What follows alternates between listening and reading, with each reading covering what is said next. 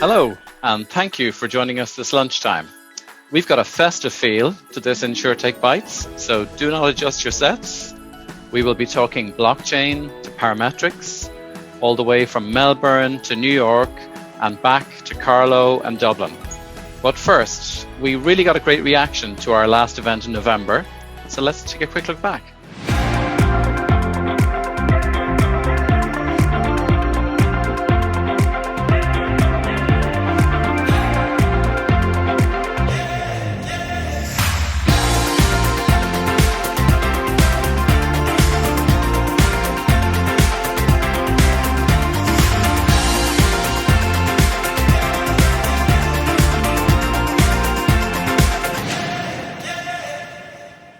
Okay, so first today, we are off to Melbourne, Australia.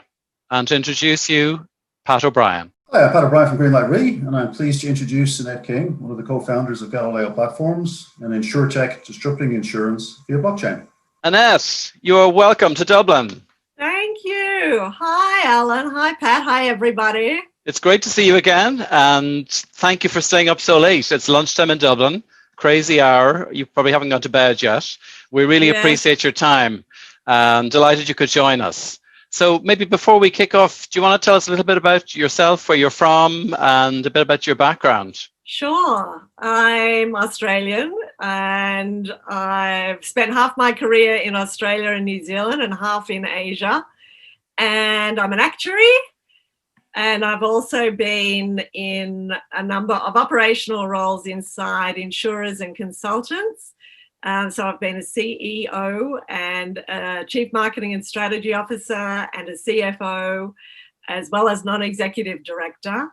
And I've worked in organisations like AXA and Mercer and Manulife and some others. So quite a varied background, both operational and now in innovation. I spotted it through your career. You've been in very interesting roles, leadership roles. We're okay with you being an actuary, by the way. There's quite a few actuaries on the call here today. That's good with us. So maybe, given your varied background, maybe how did you end up in InsurTech? Well, I've always worked in innovation and creation of product propositions and solutions. And really, we just thought there was a better way. We wanted to reach the hundreds of millions of people in Asia who don't have the supply of insurance. And the best way to reach them is digitally on their mobile phones and smart devices. And using the latest technology, we can reach them. And so with all the experience of myself and my co-founder, we started with a clean sheet of paper and just mapped out, if we didn't have any legacy or anything hindering us, how would we go about supporting insurance that helps people ride the bumps of life? And that's InsurTech. A great story, Annette. So maybe could you tell us maybe how Galileo works and how it uses the blockchain? Yeah, so Galileo Platforms mutualizes the policy administration on the blockchain. So the client is at the center, and all of their data and their transactions are managed through our platform. Everything from quote through to new business issuance through to servicing and claims. And they, as the client and the various parties around them, use that single source of truth to help them with their insurance cover. And so Galileo is set about to put that client at the center of everything and provide the technology that will enable affordable and accessible insurance to the hundreds of millions of people who need it, who don't currently have supply. Fantastic. And you talk a lot about customer centricity. So I guess, is that, the driving force behind Galileo and what you're trying to do? Yeah, it is. I mean, most people don't wake up in the morning hoping to think about insurance cover for the day. But if you can wrap insurance around their lifestyle or around their businesses, and it's then the most relevant for them. And but you've got to have very efficient technology to support that. And that's what our platform does. It enables really great client centricity and flexibility in a very affordable way at a fraction of the cost of most legacy systems. So, yeah, we're really looking forward to changing the face of insurance globally. And I know, maybe tell us what markets you're in, and also Europe. Is that on your agenda, or even Ireland? Yeah, especially Ireland, right? we're based in Hong Kong. The team is all in Hong Kong, and we also serve a client in the Philippines. That's Singlife. They're a Singapore-based insurer, and we've launched with them in the Philippines with the biggest e-wallet there, Gcash. They have 25 million customers. And then Asia is obviously, the part of the world with the biggest population and the biggest uninsured population. So that's our home base. And our technology is global. It's borderless. So our ambitions are definitely global. Our data privacy abides by the GDPR requirements. So we're absolutely set to come to Europe and to come to Ireland. Super. And I'm hoping you can stay with us a little longer, because we do have some questions coming in. So if you have a minute, I see a question from Ajay from Insurance Ireland. So maybe, Ajay, you could pop your camera and unmute, and we'll pop to your question. Just in terms of the blockchain and the regulation and the data protection rules, especially in Europe, the GDPR, right to be forgotten. What do you think about your solution with regards to GDPR and the requirement within Europe? Yeah, data privacy is an enormous topic and a big concern to everybody in the world. So GDPR is probably the highest standard of data privacy in the world, and Galileo is built to accommodate that.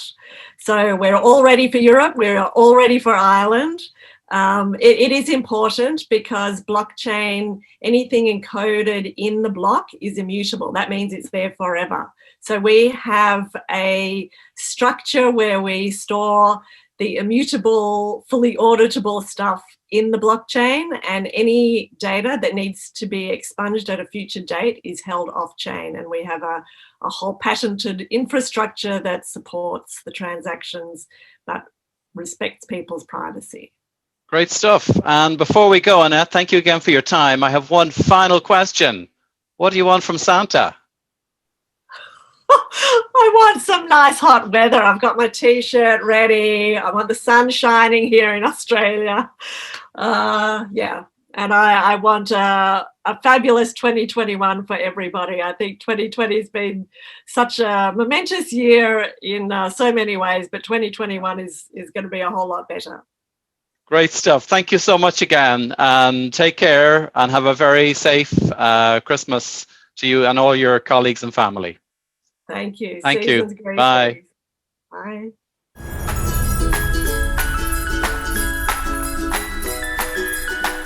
Okay, so from blockchain in Melbourne, Australia, we are now back to Dublin and over to Jerry to talk about parametrics. Thanks, Alan. I'm joined here by Chris Lee, who's the founder and CEO of one of Ireland's fastest growing InsurTechs, Exante. Hi, Chris. Tell me a little bit about Exante.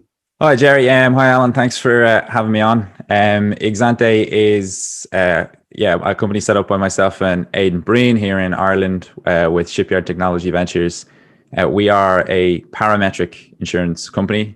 Specifically, we're a predictive parametric insurance company, and we're trying to take all of the things that are wonderful about parametric insurance on the reinsurance side and make that available on the retail side to individual customers and SMEs. So, Chris, where did this idea come from? And how did you start? So my background is not in actuarial or maths or anything like that. My background is in law, but I thought the world of law was a bit boring. So I moved to the exciting and dynamic world of insurance, and I came into that through Hanover Re's entrepreneurship program, the Journey Re program. I did that with Hanover Re, and then I was with Hanover for 3 years. And it was while in Hanover I kind of discovered parametrics on the reinsurance side, and thought this would be really great for consumers. And ideated on that a bit in my own mind to get predictive parametric insurance and Exante. Chris, what is parametric insurance and what are its benefits? So parametric insurance is is fun, right? It's a little bit weird to call it insurance. Parametric insurance plays a defined benefit when a defined event happens, and the benefit's usually a cash payout. The easiest example for people to get on this call is life insurance, where the defined benefit is a cash payout and the defined event is unfortunately a bereavement to death. But parametric insurance can be for any data source. Theoretically, it could be for the amount of rainfall or the amount of wind or the amount of sunlight or a political event or anything like that. And with all the new data we have in the world, parametric insurance is going to strange and wonderful places, both with us and with lots of other companies. Why do you think parametrics is such a strong growth segment? I think there's a few things that have come together to make parametrics a growth segment. I think there's a wave of InsurTechs in this space. We're just one of them. We're happy to be in that wave. But that means that the insurance companies we talk to are much more familiar with parametric insurance than they were 3 or 4 years ago. And what they're looking at is 2 or 3 things coming together, and much faster payments, which make parametric insurance more useful, and much more data available, which empowers all parametric products. And lastly, I think there's a customer segment now who are more aware of their financial products, and they're more aware of terms and conditions, and they're more able to buy parametric even as individuals and understand how it affects their day-to-day life. What skills does an insurer need to develop parametric solutions? There's quite a bit of tech in parametric. Sometimes you need to be able to find whatever your pain point is, whatever problem you're trying to solve. And there may not be ready data for that problem. You have to find a proxy, or you have to parse data, or you have to do something like a sentiment analysis or whatever to find it. So there's usually a little bit of tech there, and there's a little bit of marketing there. The education piece on how to build a parametric product that policyholders will actually buy is tough. It's been one of the barriers to major insurcos. It's been one of the barriers to InsurTechs. So I think they need that skill set as well. But on the flip side, for most insurcos, they'll find parametric insurance relatively straightforward to price and reserve for compared to regular insurance, because there's less of a spectrum of possible payouts. Now, Exante specializes in predictive parametrics. Tell me a little bit about that. Yeah, so this is the bit that I really like. This is what we're trying to do. Our belief is that we can build parametric insurance in such a way as helping policyholders before bad things happen to them. And what we're looking for here is what we call the win-win-win, where we can give a policyholder a little bit of money in advance of a bad thing happening to them, and using that money, they can mitigate or avoid the harm, which is a win for them. It'll be a win for their insurco, because we want to ultimately reduce the cost of their claim in the medium to long term, and a win for society because they're better off, they can bounce back quicker, they can get back out into society. I hear your first use case is a hurricane product in Florida. Why did you pick that? So what we realize with hurricanes is that often pretty well when they're coming, right? And where they're going to go. You can anticipate that in advance. But there's this huge pain point where quite a lot of people in the US, over 50% in fact, don't have savings. They live paycheck to paycheck, day to day. And when a hurricane's coming in, it costs quite a lot of money for them to escape or to evacuate or prepare their home. So people put it off, or they choose not to. And ultimately, the number one reason given by people who don't evacuate hurricanes is financial. So we figured if we could make the parametric trigger the forecast, and therefore pay it before the hurricane hits, we would help those people to evacuate, to prepare their home, and to get out of the way. Now, you've developed a really unique claims feature with MasterCard. How does that work? So this was important. If you're going to pay someone before the bad thing happens, how do you know what they're going to use the payout for? And this was going to be a sticking point for the regulator. So we worked with MasterCard, who own a bit of Exante through their investments in Shipyard, to develop a card, a prepaid card that we would issue all of our policyholders. That means we can pay them in less than 35 seconds, but it also means that they don't have pure cash. So there's controls and limits that we're able to put on how they use their payout. So in a petrol station, they can use their card no problem. In a hotel, it works. In a fast food restaurant, it works. But if they try to use it in, say, a casino or a hair salon, those merchant categories will get blocked. And that has given the regulator enough confidence to allow us to proceed with predictive parametric insurance. What other potential use cases exist for predictive parametric insurance? For predictive parametrics, we think there's a world of business interruption insurance, and that's quite interesting. Where, and that could be anything from political risk to anticipating when a government might change or when a policy might change, to pandemic risk, and anticipating when a future breakout might become another pandemic or have other sort of business interruption or supply chain type outcomes. But there's loads of others, Jerry, from reputation to snow and air travel, and we have a heap. Can Exanti assist insurers in developing parametric solutions? Everything that we've built for the Hurricane platform has been built to be platform use case cause agnostic. So we're trying to build a platform that can take any data source, from anything from satellites to pictures to Twitter sentiment analysis, turn that into a trigger, and then use our MasterCard disbursement to push that trigger out to policyholders in a way that we can sort of manage and control that claim. So in particular, any insurers in the P&C side or in the health side that have access to new and novel data, things like vehicle telematics or home IoT, there's loads of really cool parametric things they can do with that data. And I'd encourage them to reach out because, again, we think we can get this win-win-win where we save them money on the claims in the medium to long term, as well as helping their policyholders, giving their policyholders a really cool user experience. Now, Chris, in addition to setting up in Florida, I hear you've plans to set up further afield on the other side of the world. Can you tell me a little bit about that? Yeah, we always had the desire to go into Asia. The parametric insurance market, consumer parametric, retail parametric, is much more mature there, but it's a difficult place to do business. But we had an awesome meeting with a potential board member who was based out there. He's been willing to come in as a chairperson, and another individual that he's introduced us to has been interviewed, and we're just sort of dotting the T's and crossing the I's about bringing her on as an Asian CEO. I'm really looking forward to hopefully being able to unveil that in the near future, but to set up an office in Hong Kong and to serve Hong Kong market and the Taiwan market with predictive parametric insurance solutions. Thanks, Chris. That's been really interesting. I'd love to wish you every success for the future. And now I'm going to hand you back to Alan. Thanks, Jerry. Thanks, Alan. Thank you, Jerry. And you forgot to ask him the main question. Chris, what do you want from Santa?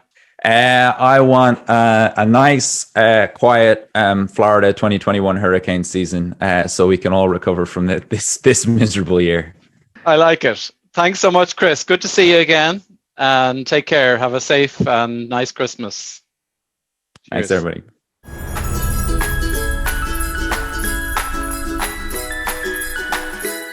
So we have already been to Melbourne and we've been back to Dublin. And now I'm going to pass you over to Anne Kelleher, who's going to bring us to Carlow. Over to you, Anne. Thanks, Alan.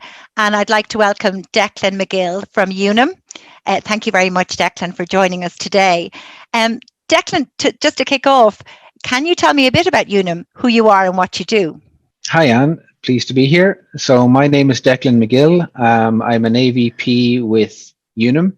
So we're a Carlow-based company. We've got a technology hub in Carlow, and Unum is overall, it's a Unum US, it's a US company, Fortune 500 company providing life insurance protection and supplementary health benefits. Okay.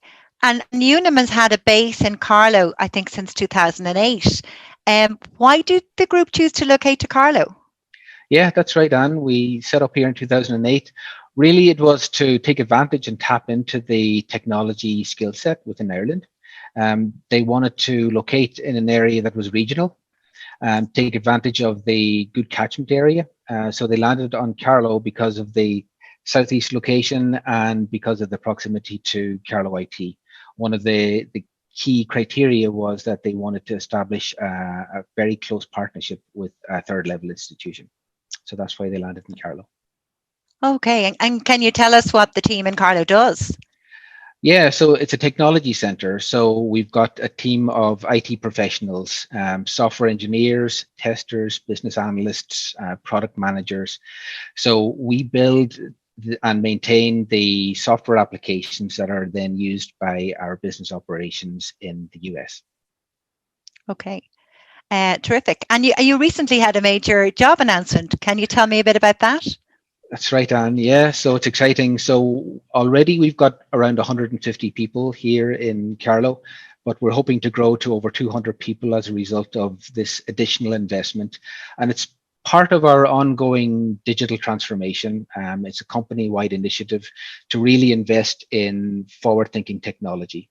So it's a great endorsement of the site here in Carlow, where leadership have decided to invest these additional funds for new roles across a number of streams, both expanding existing teams and building new teams here.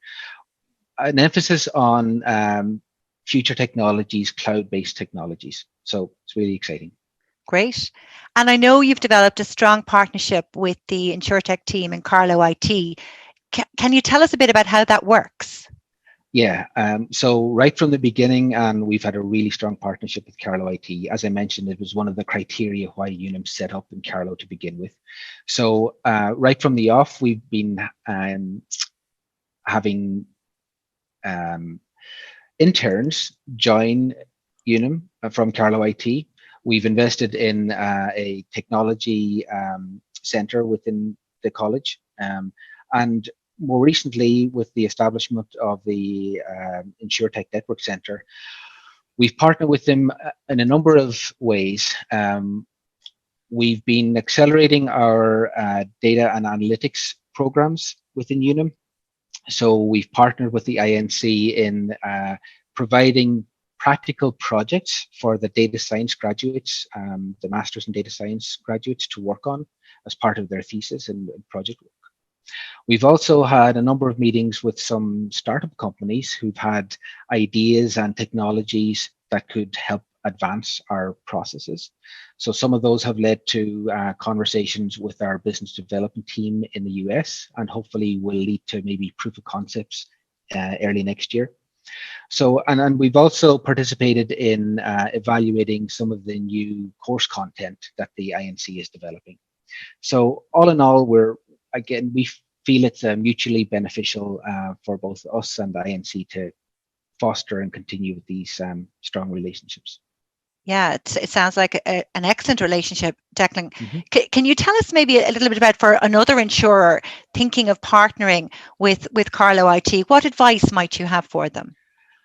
I would say don't hesitate, reach out. It's been a really fruitful partnership for us. I think it's not only been acknowledged by leadership here in Carlow, but also both our Chief Technology Officer and our Chief Information Officer from Unum US have visited Carlow, and they've been really impressed with the relationship and what's to offer from Carlow IT and the INC.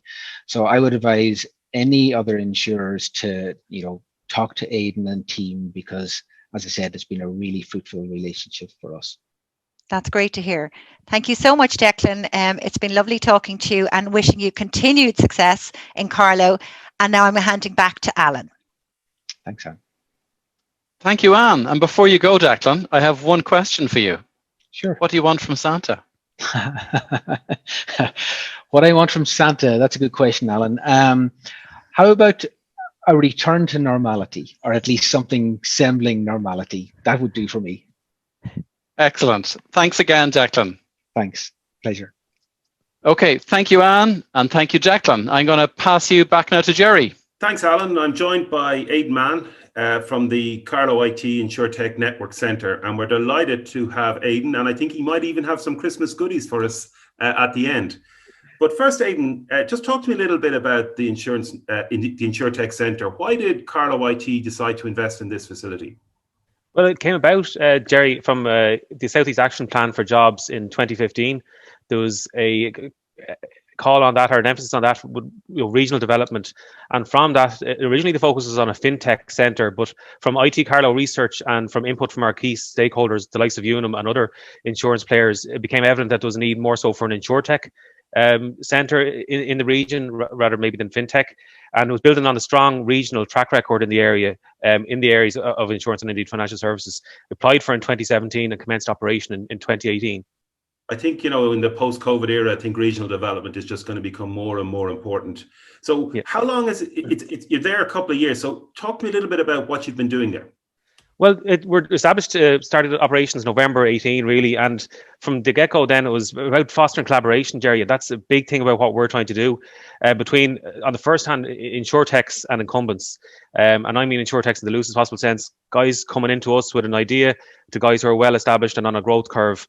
And that's on the first part. And then also facilitating access to our research and innovation resources at IT Carlow, and developing targeted and niche education offerings for the insurance sector in areas that aren't well served at the moment. So how important is it to develop relationships with insurers for you? Oh, that's critical, Jerry, to be honest. Partnerships and collaboration are key to everything we do. Without that support that we've had in from industry and the buy-in to date, our model simply won't work. So we need the collaboration, and we'd like to think it as a two-way process. Hopefully they'll get something out of it as well, you know. So what skills and services can the InsurTech Centre offer insurers? Well, we have the as I said, access to the InsurTech startups there from a wide range of disciplines. We'd also, the research and innovation resources we have there of IT Carlow, not just the MSc and data science students, but also we've design professionals, data scientists, full-time academics working in that field, and we can facilitate access to that via EI supports, Enterprise Ireland supports, so that they can be useful to tap into. And also then the training and education piece is a key part of our offering. Again, trying to develop innovative and bespoke education for insurance professionals built around their working day. So it's not a case of having to lock out from 9 to 5. This is done around their working day and their busy schedules, you know. And Carlow's only 50 minutes down the road, and you can be in Dublin as quick as they can be in Carlow, exactly. I know. So, yeah. But look, here's the thing. You've just announced a 1.7 million fund for insurance risk and data analytics. So how does that operate? Well, that was in response to the Human Capital Initiative Pillar 3 call, the Innovation and Agility Pillar. We put in an application with our collaborative partners, and the Insurance Ireland were kind to support us, but the likes of Unum and AXA and Letterkenny IT, our educational partner, we came together and put the application in to meet the future needs of the industry, you know, in a wide range of areas, from data science to data analytics and other responsive skill sets. How does it work? It's a 4-year funding window to develop out really in response to industry needs. What do they need in the education space? And we're really looking for industry engagement on this point of view to see where are the skill needs, and we'll try to develop programs around that then. So I know there's a lot of interest in this, and I actually, Anne Kelleher, I know has a question she wanted to ask you directly about this. Yeah. Aidan, hi, it's lovely to meet you this morning. Can you tell us how insurers can access this fund? Yes, simply reach out to us, and we're all about, again, trying to link up with insurance companies. If they have a need or a range of needs, maybe they have for existing staff at the moment, and they'd like to upskill, reach out to us. And through the Centre for Insurance Risk and Data Analytics Studies, we'll either reach out to something we have already in development, or we don't mind developing bespoke programs from scratch if the industry needs it. So, you know, if you're out there and you're looking for funding for your innovation project, I really would recommend you talk to Aidan Mann from the InsurTech Centre in Carlow IT. So, Aidan, thank you so much for joining us this morning. I'm going to hand you back to Alan. Thank you, Jerry, and thank you so much, Aidan. And before we all leave, Anne and Aidan, look at Jerry there in his lovely Santa's grotto. What do you both want from Santa? Anne? God, Alan. Okay, over to Aidan first. You have time to think about it. Aidan, what do you want from Santa? I think I was to ask for anything, Alan. Probably a sun holiday this year for the year that's in it. Get away for the sun. We might all come with you. Yeah. Anne, what do you want from Santa? A nice meal out with friends. Excellent. Thank you both so much, and thanks, Jerry. We hope to keep in touch and hear more, especially from you, Aidan, in the coming months and years. Cheers. Thanks very much, Alan. Thanks, guys, for your time.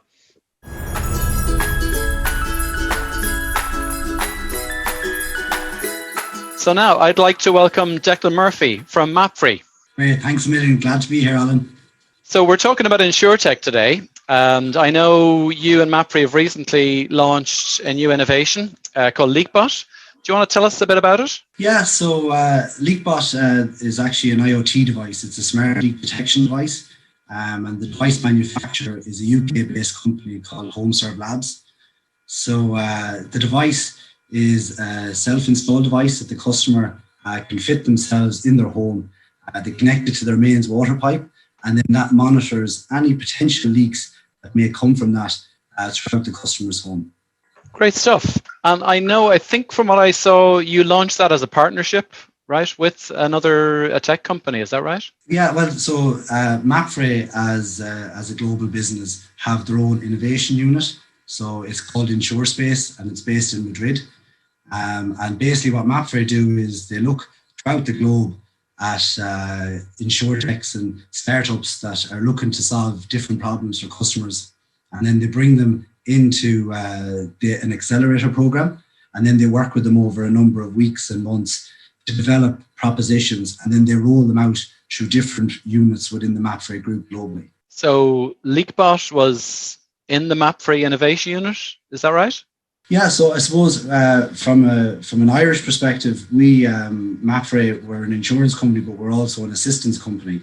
So we have a home emergency assistance product that we sell through a lot of the major insurers in Ireland, the likes of Aviva, FBD, Allianz, and actually we're running the pilot through Liberty Insurance.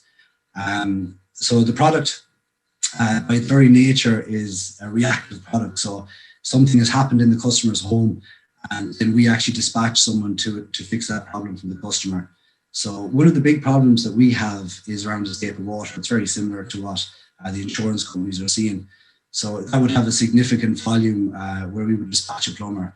And one of the challenges we faced is that when a customer sees a leak in their home, it's typically too late. It's almost always going to result in a claim. Now we can go out and we can mitigate against it and make sure that it doesn't get out of hand.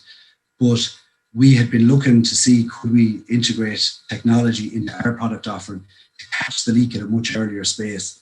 So we started our discussions with InsurSpace on that basis. They looked right across the globe to see, the different device manufacturers and to see who would be the best one to work with. So LeakBot was just head and shoulders above the competition, to be honest with you. The device, the technology itself is market leading. The fact that it was self-install was hugely important. So a lot of the devices, you need an engineer to go out and fit it. And all of a sudden, then that becomes a real challenge from a cost perspective if you need to pay for that for every single device. And then just in general, it was very, very competitively priced. So that it was the obvious choice for us to select LeakBot. And then they joined the accelerator program, and we've been working with LeakBot for about 12 months now on this proposition. Great, and it sounds like innovation is going to be delivered via partnerships with tech companies. Is that kind of a key part of your strategy now? Yeah, absolutely. Like that's really what the Mapfre way is, and that's why they have InsurSpace. So the idea is that we partner up with InsurTech and startup companies, and we work with them, and you use the capabilities that they bring. Like these companies are very agile by their very nature, the way they're set up. So they can iterate very quickly. So, when we give them a bit of feedback on, for example, the customer journey, they make changes almost instantly. And that's not something that you typically come across within the insurance sector, because obviously, there's a lot of older technology and obviously legacy systems, and that causes challenges when you're looking to make changes quickly. So definitely that kind of partnership model is something that we're definitely champion. And we see it as the way forward for us. That's a great point. And in terms of other insurers, would you have any pointers or thoughts? Because, the industry has been kind of slow to innovate and embrace technology. Have you any pointers for others who are looking to embrace technology and how they might better do that? Yeah, well, look, I suppose from a Mapfre perspective, it's one of our key pillars. And it's not just something we talk about. It's absolutely ingrained in everything that we do today. And I think that's hugely important. And to give you an example, when COVID hit, obviously the insurance sector has been hit like everyone else. Mapfre launched a new accelerator program last month. So when you didn't know whether you'd see companies pulling back when it comes to innovation on spend, but that hasn't happened for us. It's very much been continued. And actually, I'd say even we're trying to get it in quicker and make bigger changes and bigger emphasis being put on innovation within the company. So that's kind of the message I would give out to others, is prioritize it. It's definitely like we're going to enter a state of disruption in our industry where technology is kind of at the forefront, and I think we're already there. And I think it's very important that we start to get the learnings now and integrate it as much as possible as we can. That's great. And it's great that you could join us. And thank you so much for sharing that story with us today. I see there are some questions coming in, so I might just call Mairead Carty from Liberty. If you're there, could you pop your camera and unmute there? Hi, Mairead. Oh, wow. Where are you? Lovely backdrop. I like it. On you go. Excellent. Yeah. So you have a question for Declan? I do. I'm actually one of the users of LeakBot. I've managed to be one of the testers, and it's idiot proof, as you say, in terms of the application and installation and all of that, which is great. But I suppose long term, what's your hope for LeakBot? Where do you think it's going to help MapFrey? What's the plans long term? Yeah, so look, I suppose we're looking to enhance the product that we have today. So, like, our home emergency product is very, very successful. It's an embedded feature in the vast majority of our clients' home insurance policy. So we're looking now to bring more value to our customers. And I think what I touched on earlier on around capturing the issue before it becomes a significant issue in the customer's home is where we see that this is where we can bring the most value to the customer. Then there's also different segments that we can look to help. So some of the early learnings that we're getting is that customers who have had a previous water claim, for example, are far more likely to have another incident. That could be down to the fact, there could be issues with the work in the house, etc. So integrate this as a solution afterwards. I think that's going to help, and you can actually get a return on investment in the first year in specific customer segments like that. So that's look. We're trying to fix problems for people. I think that's what we're doing at the moment. Okay, cool. Thanks. Great example and great. Thanks for your question, Mairead, and thanks again, Declan. And we'd love to keep in touch and keep us posted on other innovations and keep involved. And thanks again for your time today. Thanks, Alan. Appreciate Cheers. it. Talk soon.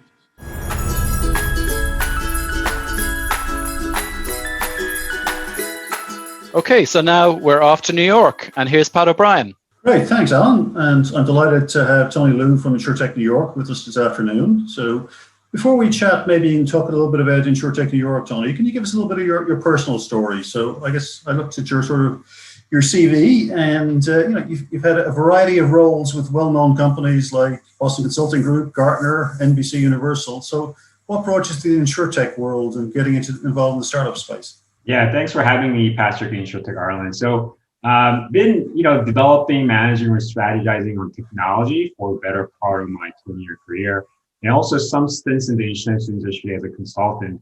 But really dive into insurance and technology as a combination when I met my other co-founder, InsurTech and I, David Fritz, who basically convinced me that InsurTech was the most exciting thing since sliced bread. Based on that conversation, we started consulting and advising a few InsurTech startups. So that's how we got started. Great. So we're trying to sort of develop Dublin as an InsurTech center. So I'd be very interested to understand what InsurTech New York is all about and what you guys do. Sure. So we're a community for those involved in the InsurTech ecosystem in New York and also beyond. So our main mission is to help accelerate the digital transformation of the insurance industry. And we believe the primary way to do this is to help the incumbent carriers and brokers take advantage of latest technology to help accelerate the digital transformation journey. And we do this through events, competition, and partnership-focused accelerator. And I know one of the things you've just finished is your first accelerator program. Greenlight was delighted to be one of the participants in that. Do you want to maybe tell our audience a little bit about the program and how you got that set up and maybe some of the challenges in trying to convince both InsurTechs maybe and insurers to sign up at the start? Sure, yeah. So basically the idea came from the fact that, there's some programs out there that, focus on helping InsurTechs and it was all good, but there wasn't any program that focused on partnership as a main purpose, partnership between carriers and brokers. Partnership between carriers and brokers and the startups. And so we created this program where really we focus on helping carriers and brokers and their needs, and then going and finding startups who fit to be able to fill the problems and provide solutions to the carriers and brokers.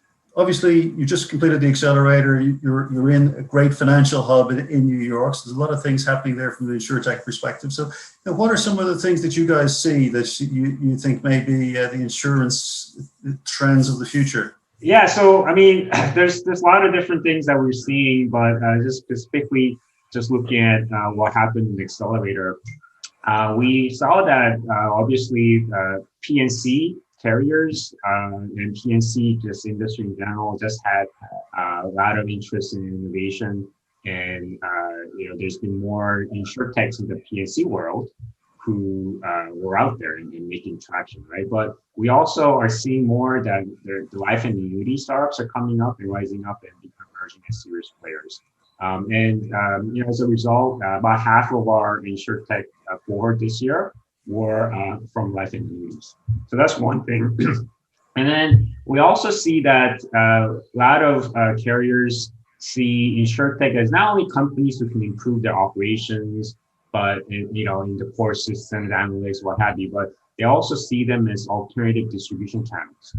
So we, as a result of that, need that we identified, about half of the startups or our cohort were actually, they sold policies directly. And then finally, we definitely see a lot of interest from non-US based insurtechs who want to work with us and come to the US to work with US based carriers. And so about 11 of our 33 startups came from outside the US. So there's some few things that we thought were interesting based on what we saw in our accelerator cohort. Interesting, and particularly interesting, I guess, that you have international startups who want to access the US market. It's maybe a little bit of a parallel in that we're interested in Ireland and having US startups come to Ireland. Yeah. Ireland is a gateway into Europe, so maybe we can trade some names on various insurtechs who want to expand internationally. For sure. And just to finish, Tony, I think you know a little bit about what we're trying to do here. We're trying to sort of develop an insurtech hub and community in Ireland. Any suggestions for us on some of the learnings that you've had from your experience with InsurTech New York? Yeah, I think you guys are doing a terrific job as is, but a couple of things that maybe could be helpful for you. So first is seek support from other communities and learn from them. This is what we did. We would not be where we are if we did not get the support and advice from other mature communities like InsurTech Hartford, InsurTech London. All of those guys really helped us kind of understand how they run their business, and we learned a lot from them. There's no reason to like reinvent the wheel. It's already been done, and we just need to kind of learn from what they've done and add your spin to it, obviously. And then second thing is, we believe that whatever we end up doing in terms of business wise, we are first a community first kind of organization. In other words, we want to help those who are in the community. I think that's what definition of community is, where you're helping each other out. And so, we would encourage you to continue to help people who are connected in your community, however you can, whether it's InsurTechs who wants to get better at understanding how to, sell to the carriers and make the investment, try to help them, and vice versa, help the investors and help the carriers. Excellent. Well, thanks very much, Tony, and we'll hand back to Alan. Thank you, Pat. And thank you so much, Tony, for joining us today from New York. We're nearly there, and thank you all for your time. And just before we finish, a quick word from Moya Murdoch. Thanks, Alan, and thank you all for joining us here today at lunchtime. You're very busy, I'm sure, but we do appreciate taking time out to join us at our event today. Special thanks to our sponsor, Irish Life, who we couldn't have put this on without. Thanks to Jerry, and our InsurTech team have put the event together again, a very successful event. Thanks so much to our guest speakers today. We had Annette from Galileo Platforms, Chris from Exante, Declan from Unum, Aidan from InsurTech Network Centre in IT, Carlo, and Declan from MapFrey, and finally Tony from InsurTech NY. So it's great to see you here today and to get your insights and to see so much activity in the InsurTech space. I'd like to thank you all and your colleagues and families. I'd wish you a peaceful Christmas. I look forward to 2021 and hope it's a prosperous one. It's certainly going to be an exciting one in the InsurTech space in this country. And we'll see you at our next event in the new year. Now back to you, Alan. Thank you, Moya. And thanks to all your team at Insurance Ireland. Thanks to Darrow at Upload Media. Thanks to all our guests from around the world, and also to the InsurTech elves who helped with today's event. Thank you for watching. Have a great Christmas. You better be good. See you in 2021.